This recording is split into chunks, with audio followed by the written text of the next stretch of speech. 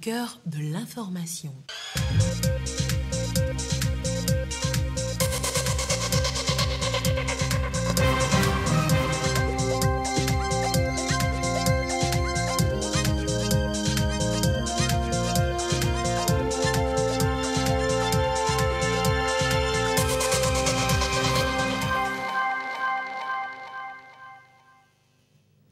Bonsoir à toutes et à tous. Merci d'être avec nous pour ce journal. Dans l'actualité ce samedi, il y a d'abord le FOPAT 2023. La boucle est bouclée avec la région de la Kara. Le président de la République, Faure Esozimna Gnassingbé, appelle à une mise en œuvre efficiente des recommandations. Visite de stand, remise de matériel agricole aux producteurs, reportage à suivre dès le début de ce journal. Bientôt 6 centres régionaux de mécanisation agricole. Le premier est abrité par le canton de Tchitchao dans la préfecture de la Kosa et c'est le chef de l'État Faure Esozimna Gnassingbé qui a lancé les travaux de construction. Nous irons sur place dans un instant. Également, dans ce journal, le forum sur les formations professionnelles à l'intention des jeunes, un rendez-vous de partage d'expériences et de réflexion afin d'améliorer la qualité des formations. Nous allons y revenir plus en détail. Et puis le groupe Toufan élevé au rang de citoyen d'honneur par la commune Lac 1, Barabas et Mastadjas, désormais porte-flambeau de cette commune pour la constance dont ils font preuve depuis des années et la promotion de la culture togolaise. Voilà pour les titres. Bienvenue dans ce journal. Le Togo s'apprête à célébrer le 63e anniversaire de son indépendance. C'est dans quelques jours, le jeudi 27 avril. Le programme officiel est établi. Il nous est présenté par Joseph Amégan. Programme des festivités du 27 avril 2023. Vendredi 21 avril 2023, 13h. Prière musulmane à la grande mosquée de Lomé et dans les mosquées centrales des communes. Dimanche 23 avril 2023, 7h30, messe à l'église catholique de Beklikame, messe dans les églises catholiques des chefs-lieux de communes. 9h, culte protestant à l'église évangélique presbytérienne de Lomé-Apégame. Culte dans les églises évangéliques presbytériennes des chefs-lieux de communes. Lundi 24 avril 2023, 8h30, pose de la première pierre de l'université de Kara. 10h30, inauguration du nouveau marché de Kara. 14h, inauguration de l'IFAD élevage de Barkwasi. Mercredi 26 avril 2023, 8h30, discours de son Excellence, Monsieur le Président de la République, sur l'état de la nation devant l'Assemblée nationale. 11h, inauguration de l'hôpital d'Orta-la-Fière. 18h, ranimation de la flamme de l'indépendance par son Excellence, Monsieur le Président de la République. Jeudi 27 avril 2023, 6h, 21 coups de salve. 8h, mise en place terminée à la place du défilé. 8h15, arrivée de Madame la Présidente de l'Assemblée nationale. 8h20, arrivée de Madame le Premier ministre. 8h30, arrivée de son Excellence, Monsieur le Président de la République, chef des armées. Revue des troupes, honneur militaire, prestation des chorales, saut parachutiste, début du défilé militaire. 10h30, fin du défilé. Et la messe à Beklikame est prévue pour 8h au lieu de 7h. Et dans le cadre du programme des festivités du 27 avril 2023, il sera organisé dans les chefs-lieux de préfecture les manifestations suivantes. Jeudi 27 avril 2023, 7h30, défilé des éléments de force de défense et de sécurité présents dans le milieu. 14h, réjouissance populaire dans les quartiers. Signé le ministre d'État Payadoua Boupessi. Clap de fin FOPAT 2023, la première édition du Forum des producteurs agricoles du Togo a connu son apothéose avec la région de la Kara. Les potentialités agricoles de chaque préfecture ont été mises à l'honneur. Le président de la République, Faure Esozimna Gnassingbé, a fait un tour des stands pour apprécier les différents mets exposés, le savoir-faire des transformateurs et producteurs. Écoutez ça là.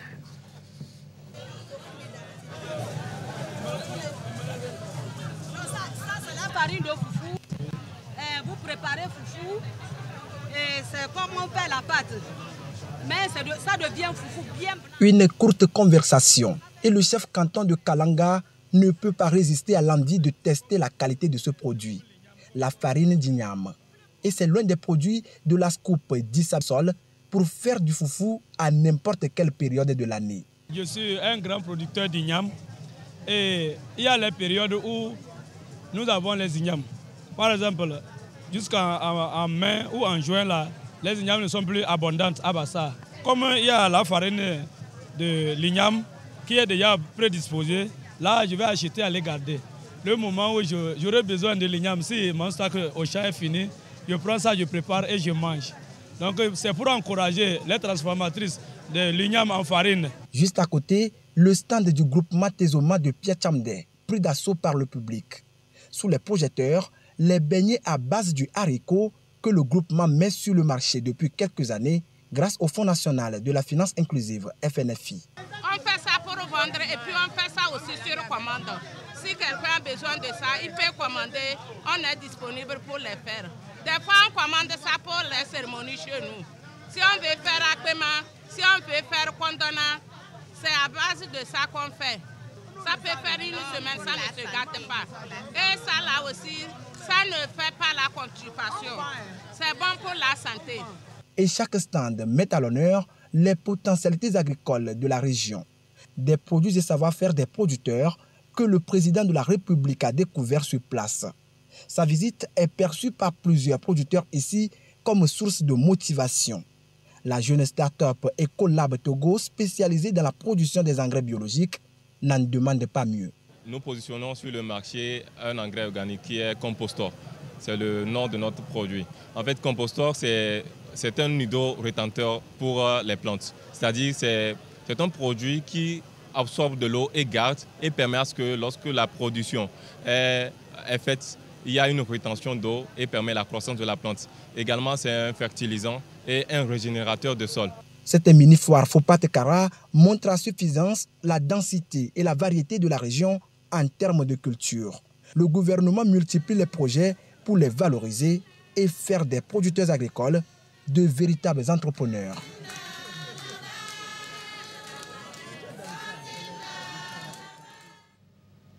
Et pour joindre l'acte à la parole, le chef de l'État, Faure Esozimna Gnassingbé, a remis aux producteurs de la Kara des équipements agricoles.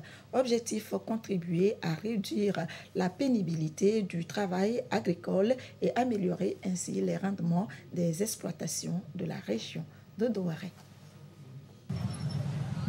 Presque tout ce qu'il faut pour un début de mécanisation.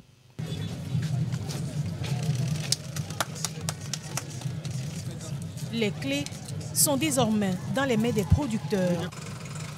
Sur l'esplanade du Palais des Congrès de Kara, des essayages avant que le matériel ne soit déployé dans les champs.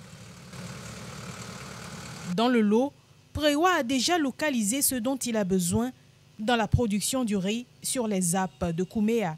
Je vois de la moissonneuse batteuse de riz qui m'a tellement ému puisque je suis producteur de riz. Et à chaque saison, on souffre lors des récoltes. Vraiment, cette année, je suis sûr et je rassure à nos autorités que notre superficie sera doublée, pourquoi pas triplée.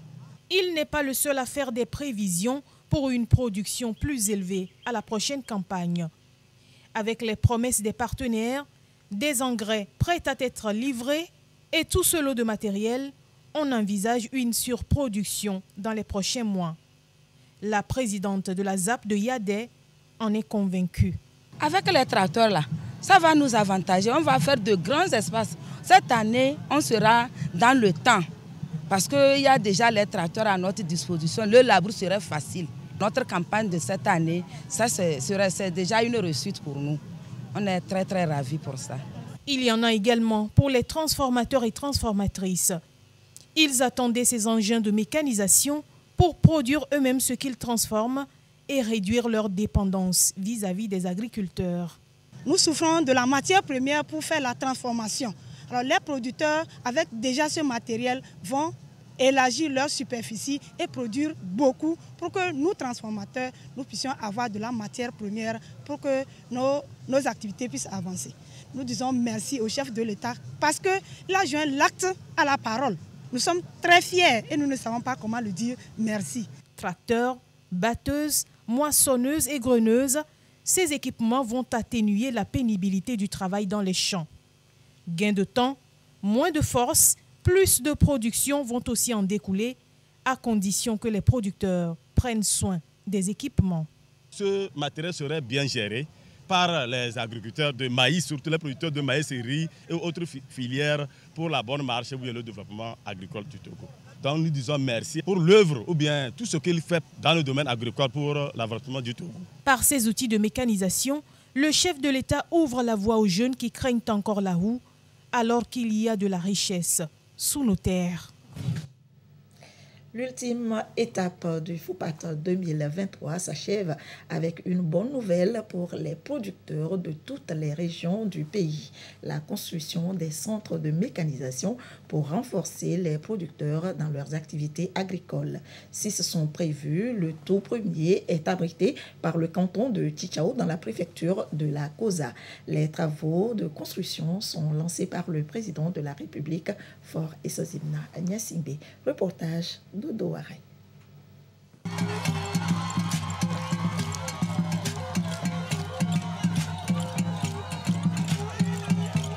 Tchitchao dans la Kosa, au nord du Togo, bientôt transformé en oasis de prospérité pour les agriculteurs de la région de la Kara.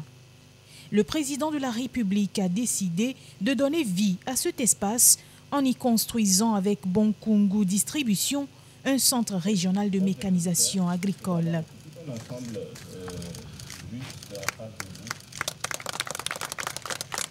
Voici à quoi ressemblera le centre dans 12 mois. Un espace de 3 hectares sur lequel sera rassemblé tout le matériel dont les agriculteurs ont besoin. Location, commercialisation, services liés à la maintenance, de quoi mettre fin aux difficultés d'accès des producteurs aux équipements agricoles. Les départements du centre sont présentés au chef de l'État. C'est un partenariat public-privé qui donnera un coup de pouce à la production et aux rendements agricoles. Le chef de l'État rapproche ainsi les producteurs des services de mécanisation, étant donné la nouvelle vision de production de masse. Ce projet offrira de l'emploi aux jeunes, mais aussi beaucoup d'entre eux seront formés à la conduite et à la maintenance de ces équipements agricoles. Le centre est ouvert à tous les agriculteurs et jeunes qui aimeraient bien s'imprégner de toutes les connaissances, les compétences liées à la mécanisation de l'agriculture. Nous aurons des simulateurs aussi dans ce sens-là pour permettre aux jeunes agriculteurs de pouvoir quand même posséder cette technique de mécanisation agricole. C'est une action de plus en faveur du monde agricole. Et pour que les matériels du futur centre répondent aux besoins des producteurs, le ministère de l'Agriculture a mené une enquête sur le terrain. Avec ces centres régionaux de mécanisation, nous tournons le dos en fait à la pénibilité du travail. Nous tournons le dos au mauvais rendement. Nous pensons avec ces centres que l'amélioration des rendements agricoles, de la production sera donc au rendez-vous. Je voudrais, Excellence, Monsieur le Président de la République, au nom des producteurs agricoles du Togo, vous témoigner toute notre gratitude pour ce cadeau que vous nous faites à la fin de ce FOPAT région de la Kara. C'est un centre pilote et il n'y a pas que la région de la Kara qui est concernée. Les agriculteurs de la région des Savanes sont aussi bénéficiaires du projet. 6 autres centres régionaux de mécanisation seront installés dans les autres régions du pays. Un spécimen du prototype de la machine du futur centre régional de mécanisation agricole a été remis au président de la République, symbole de son engagement en faveur de l'agriculture et de la prospérité des agriculteurs.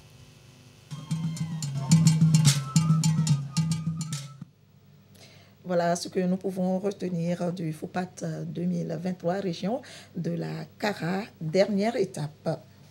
Nous vous proposons une fois encore le programme du 27 avril, la fête de l'indépendance du Togo, le 63e anniversaire avec Joseph Amégan.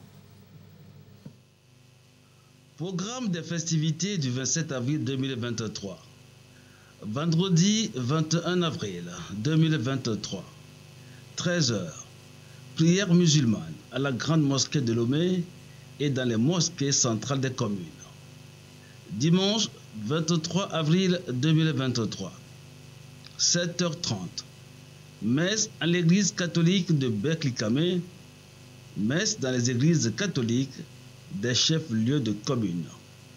9h, culte protestant à l'église évangélique presbytérienne de Lomé à Pégamé. Culte dans les églises évangéliques presbytériennes des chefs-lieux de communes. Lundi 24 avril 2023, 8h30, pose de la première pierre de l'université de Kara. 10h30, inauguration du nouveau marché de Kara. 14h, inauguration de l'IFAD élevage de Barkwasi. Mercredi 26 avril 2023, 8h30, discours de son Excellence, Monsieur le Président de la République, sur l'état de la nation devant l'Assemblée nationale. 11h, inauguration de l'hôpital Dr Lafière. 18h, ranimation de la flamme de l'indépendance par son Excellence, Monsieur le Président de la République.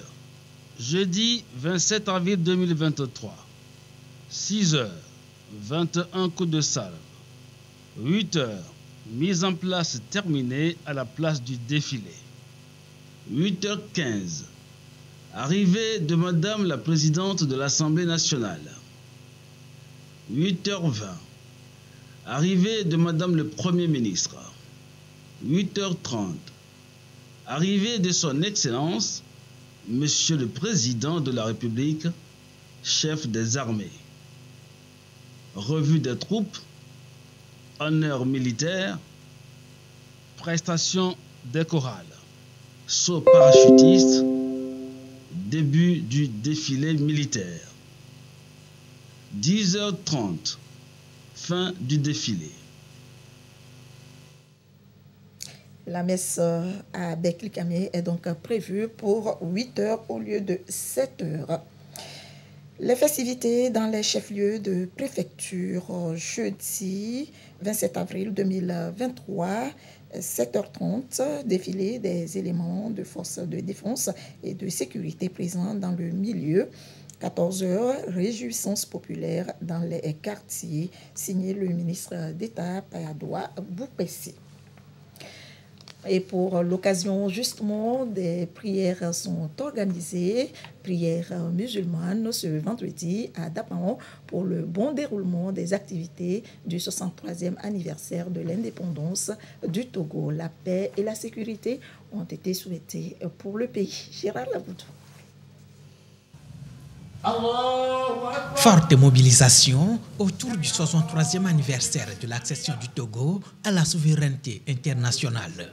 Ici, à la mosquée centrale de la ville de Dapaon, les fidèles musulmans ont prié pour la paix, la sécurité et surtout le bon déroulement des activités inscrites au programme des 63 ans d'indépendance du Togo. Tout ce que nous faisons, nous devons toujours demander la bénédiction de Dieu. Donc nous sommes venus prier aujourd'hui pour tous les Togolais et toutes les Togolaises qui ont milité dans le cadre de la recherche de l'indépendance de notre pays.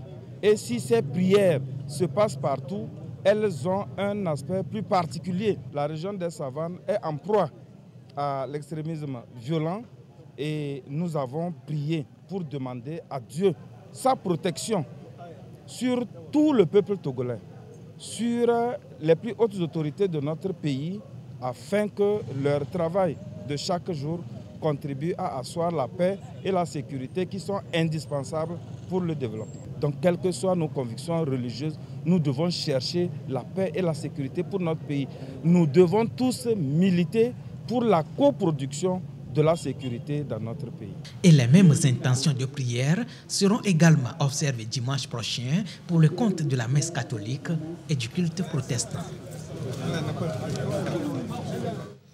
Toute autre chose à présent, la promotion de l'emploi, l'éducation et la formation professionnelle. Le Togo en fait une priorité, de bonne volonté l'accompagne. Dans cette perspective, à l'instar de l'association Forum Erasmus Afrique. Christine Péché-Kiavoudé. La formation professionnelle, identifiée au niveau national comme un des instruments capables de faciliter l'accès des jeunes au marché du travail. L'association Forum Erasmus Afrique Monde des Togolais de la diaspora partage la même vision. Un forum est ouvert aux jeunes. Les questions liées à la formation professionnelle de qualité, les métiers et l'employabilité au centre des échanges. Pour nous, c'était une excellente opportunité pour venir montrer comment en France nous travaillons, comment nous assurons l'enseignement agricole et l'insertion dans le domaine agricole, qui est un sujet important évidemment en France, mais dans le monde et bien entendu ici en Afrique. Nous avons eu le plaisir de voir que l'enseignement agricole ici au Togo s'organise, est très dynamique, via notamment une association professionnelle des centres de formation agricole et rurale qui s'appelle l'APCFAR ici, et donc qui est pour nous déjà un partenaire important. Nous avons eu la chance aussi de voir l'initiative présidentielle au travers des IFAD. Ce que je vais apporter, c'est l'expertise de plus de 25 ans de métier de ce travail-là en France, auprès des autorités et des entreprises, et aussi sur l'insertion des jeunes. J'y ai contribué aussi. C'est cette expertise que je vais amener ici à ce forum au Togo. Le ministère des Affaires étrangères et celui de l'artisanat soutiennent l'initiative. Elle participe à résoudre le problème de chômage. La chance qu'on a au Togo, c'est que la diaspora répond plus vite. Parce qu'on a lancé les propositions pour aller vers la diaspora depuis 2015.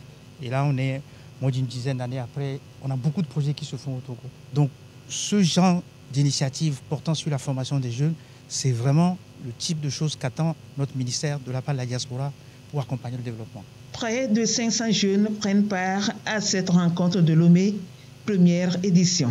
Elle s'étend sur 2 jours. Un nouveau projet pour la promotion et la protection des droits des femmes au Togo est lancé. Une initiative de l'ONG CARE Togo et Bénin. Ce projet financé par l'Union européenne vise à renforcer le leadership et l'entrepreneuriat féminin. Marie-Thérèse Nabédé, commentaire sur Image, Gisèle Kozona. C'est une assise entre les membres de l'ONG CARE du Togo et du Bénin et les organisations de la société civile. Elle porte sur le projet de protection et de promotion des droits des femmes et égalité des genres au Togo. À travers ce projet, le CARE veut promouvoir l'équité et l'égalité genre, l'autonomisation des femmes ainsi que leur participation effective à la prise des décisions dans chaque secteur. Donc c'est un projet qui va durer 3 ans et qui va viser la promotion et la protection des femmes ici au Togo.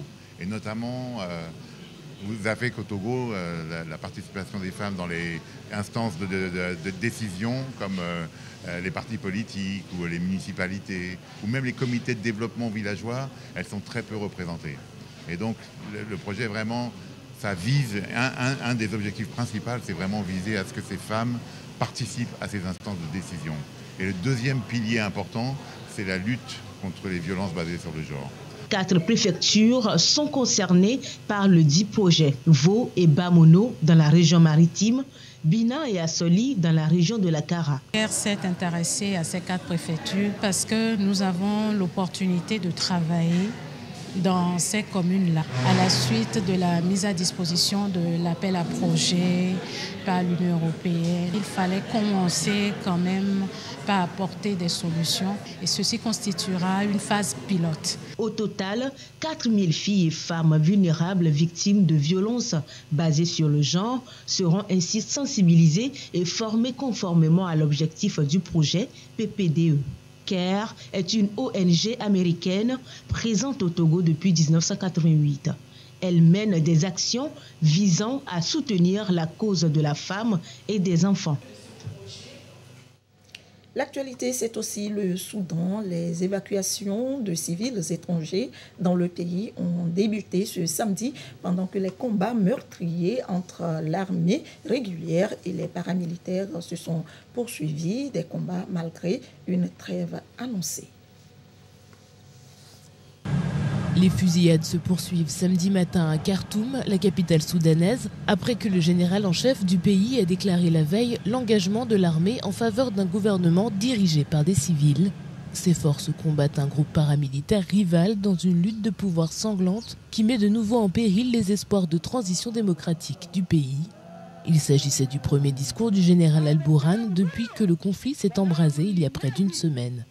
Pour de nombreux Soudanais, sa nouvelle promesse d'un retour à un gouvernement civil sonne creux, 18 mois après qu'il se soit allié à son rival actuel pour prendre le pouvoir lors d'un coup d'État qui a mis de côté les forces pro-démocratiques du Soudan.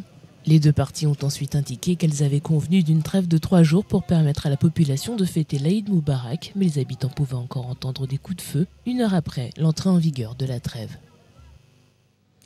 Nous l'annoncions en titre, Barabas et Mastadias du groupe Toufan sont désormais le porte-flambeau de la commune à Lac 1.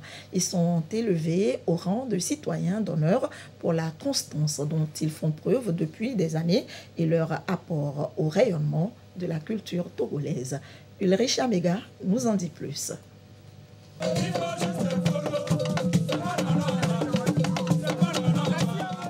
Accueil chaleureux sur fond de leur nouveauté. La commune Lac 1 reconnaissante envers le groupe Toufan. Barabas et Mastadios fait citoyen d'honneur à travers ses diplômes. Le groupe Toufan ambassadeur de la commune Lac 1. La remise de cette clé, celle de la porte des lacs, symbolise en grand cette nouvelle responsabilité. Un choix de la célébration du génie, de l'expertise et de la flamboyance. Celui d'un Togo qui monte et qui progresse par les belles pensées et paroles musicales. Nous avons choisi ces 2 jeunes hommes qui sont de véritables étoiles, qui brillent non seulement au firmament du Togo, mais du monde, pour les remercier pour leur contribution exceptionnelle à la reconnaissance du Togo de par le monde et montrer aussi la voie surtout aux jeunes que la construction d'un pays passe par divers moyens. Et la musique est aussi un art de construction et un art pédagogique pour la jeunesse afin que d'autres jeunes s'inspirent de leur talent.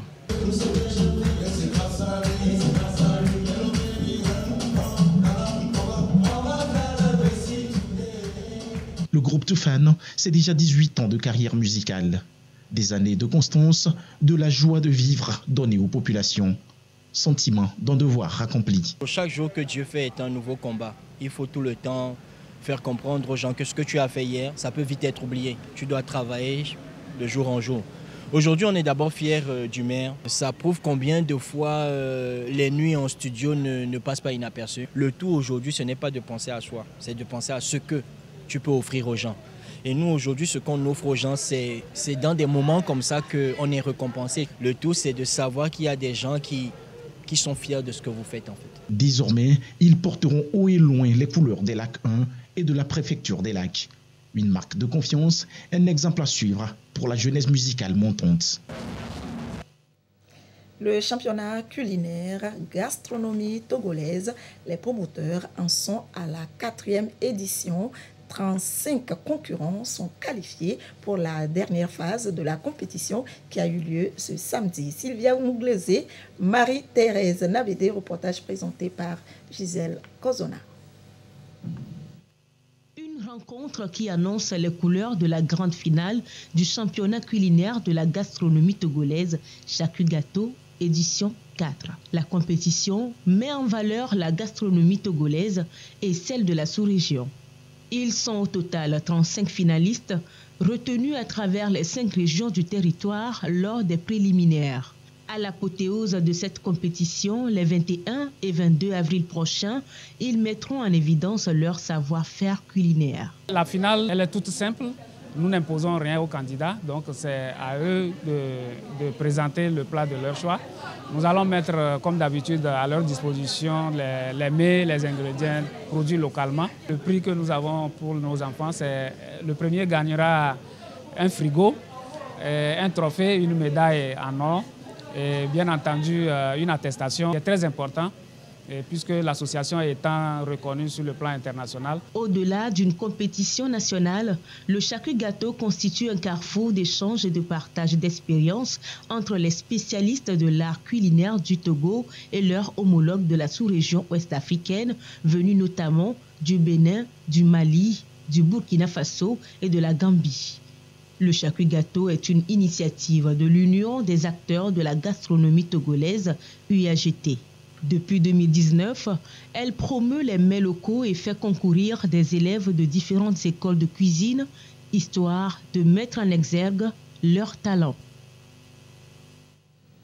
Le rappel du programme du 27 avril, le 63e anniversaire de l'indépendance du Togo, c'est tout de suite avec Joseph Amigan.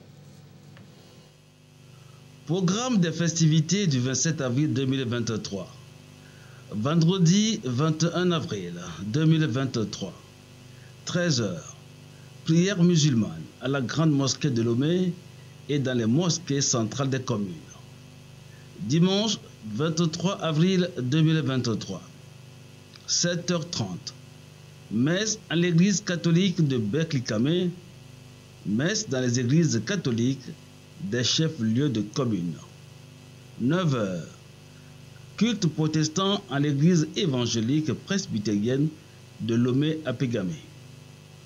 Culte dans les églises évangéliques presbytériennes des chefs-lieux de communes. Lundi 24 avril 2023, 8h30, pose de la première pierre de l'université de Kara. 10h30, inauguration du nouveau marché de Kara. 14h, inauguration de l'IFAD élevage de Barkwasi. Mercredi 26 avril 2023, 8h30, discours de son Excellence, Monsieur le Président de la République, sur l'état de la nation devant l'Assemblée nationale. 11h, inauguration de l'hôpital d'Orta-la-Fière. 18h, ranimation de la flamme de l'indépendance par son Excellence, Monsieur le Président de la République. Jeudi 27 avril 2023, 6h, 21 coups de salve. 8h, mise en place terminée à la place du défilé. 8h15, arrivée de Madame la Présidente de l'Assemblée nationale. 8h20, arrivée de Madame le Premier ministre. 8h30, arrivée de son Excellence, Monsieur le Président de la République, chef des armées. Revue des troupes, honneur militaire, prestation des chorales, saut parachutiste, début du défilé militaire. 10h30, fin du défilé. Et la messe à Beklikame est donc prévue pour 8h au lieu de 7h. Les festivités dans les chefs-lieux de préfecture, jeudi 27 avril 2023, 7h30, défilé des éléments de forces de défense et de sécurité présents dans le milieu. 14h, réjouissance populaire dans les quartiers. Signé le ministre d'État Payadoua Boupessi. Et c'est ainsi que se termine ce journal. Merci de votre attention. Restez avec nous. Nos programmes se poursuivent.